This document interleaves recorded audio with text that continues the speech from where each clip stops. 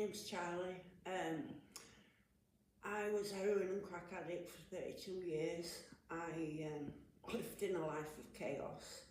It started when I was actually like 15, 16, and I was at school, and I had a 28-year-old man picking me up from school in a car, which everyone back then thought it was great because we had someone driving us about in a car. And he got me on heroin. I didn't know it was heroin at the time. He used to smoke it in front of his mum, and at the time I thought, you only injected heroin.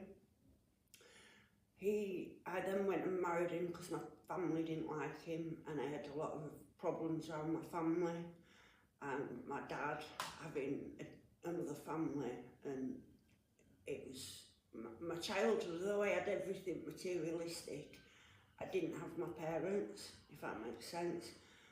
And Dave gave me that sense of belonging, and I got addicted to heroin, very full of domestic violence. I was pregnant, he beat a baby out of me, left me so I can't carry children. I've had hammers in the head, I've been slashed. He just did horrific things to me, and then I met Richard. And I thought Richard was brilliant because he didn't beat me. Not realising until, as I've got clean and I've done Freedom Group and things like that taught me about domestic violence, that I was actually in quite a controlling and manipulative relationship. But to me it was better because I wasn't getting beaten.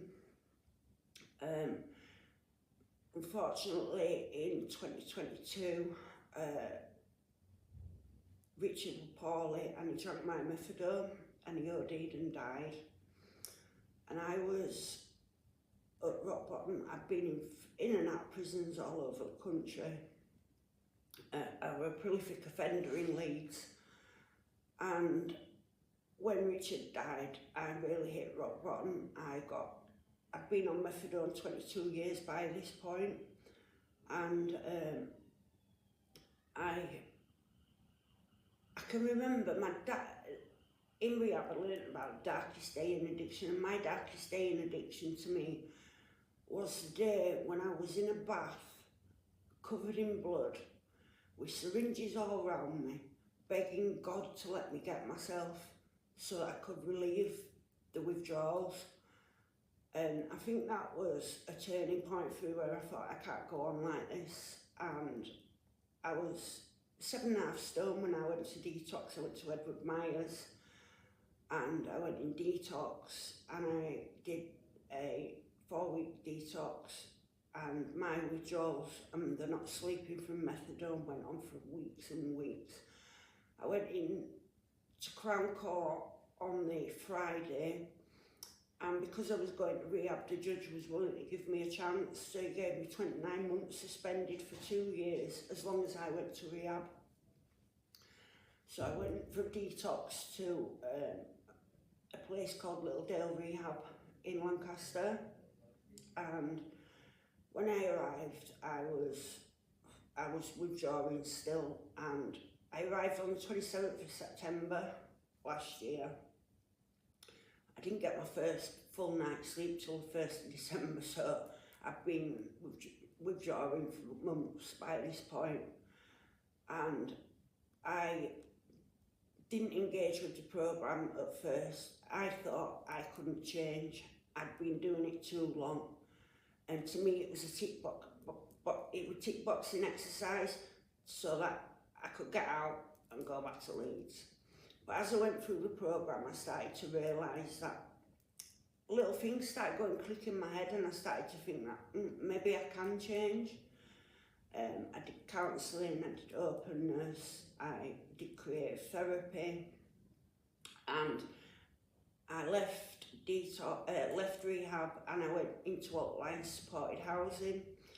Through Walter Lyons, and being on probation, I got referred to Lancashire Women's Snapchat, and I started 9 months ago coming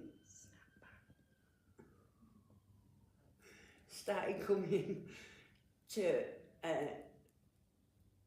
to counselling, I've been doing maths, I've done my recovery and confidence, and from this I've gained more self-worth about myself.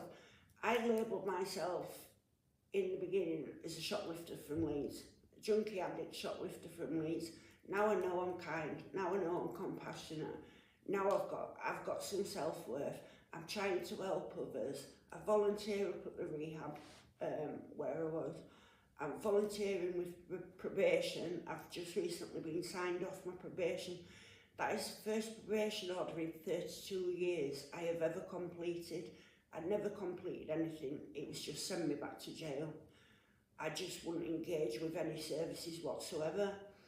But as I've gone on and I've stayed in Lancaster, I've stayed away from my old associates and I've got more self-worth and more self-confidence, and I come here and it's just, I love coming here and talking to the ladies, and Val, my counsellor, she's wonderful, puts up with my little rants and then yeah, and sets me straight, which I love. And when I leave here I feel like there's weight being lifted off my shoulders because I've got somebody to talk to that is independent from probation, from the rehab, from the housing, and it's been brilliant for me because I'm doing my maths at the moment. That will help me then to do my meds at the rehab because I have to have my maths to do dispense meds. But I just love coming here, and they'll help you with anything, and they don't care about your background story. They take you for the person you are. So I'm not that label anymore. I'm not that junkie shoplifter from Leeds. Do you know what I mean? I'm Charlie. I'm me, and it's really brought out like the good side in me, and I don't know what I'd have done without this place if I hadn't had these people to help and guide me along. I don't think my journey would have been as successful as what it has been. And I just love everybody here, and I love coming here, and it's like I'm going to get help now with rehousing so I can relocate around here, and you can come here and you can say, you can honestly talk about anything and you're not judged. And it's for any women in the Lancashire area that have domestic violence, that have addiction problems, I strongly suggest to come here and get the help you need, and you're not judged. No, we're all the same, everyone's equal here, and I just love it, and I just can't thank them enough for all the help that they've given me since I left rehab. I'm now 15 months clean, and I'm convinced I wouldn't be where I am today if it wasn't for Snapback.